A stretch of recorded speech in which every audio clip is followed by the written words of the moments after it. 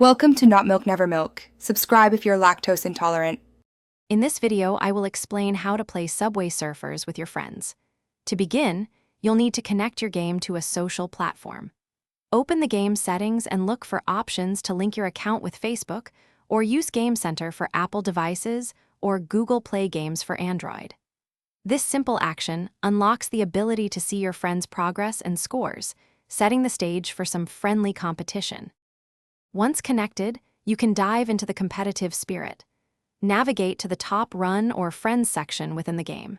Here, you'll see a list of your friends who are also playing Subway Surfers and have linked their accounts. The main objective is to beat their highest scores, pushing yourself to achieve new personal bests and dominate the leaderboard. It's a fun way to challenge each other indirectly.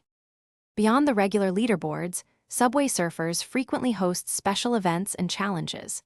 These can be global or local, offering unique ways to compete against your friends and other players. Keep an eye on the event tab for new opportunities to set high scores, complete specific missions, and earn fantastic rewards. It adds an exciting layer to the friendly rivalry, giving you more chances to prove your surfing prowess. To consistently beat your friends, focus on boosting your high scores. Utilize power-ups like the jetpack for flying over obstacles, super sneakers for higher jumps, and coin magnets for collecting more currency. Remember to upgrade these power-ups in the shop to enhance their effects. Consistent practice, learning optimal routes, and quick reflexes are key to achieving impressive scores and staying ahead of your friends.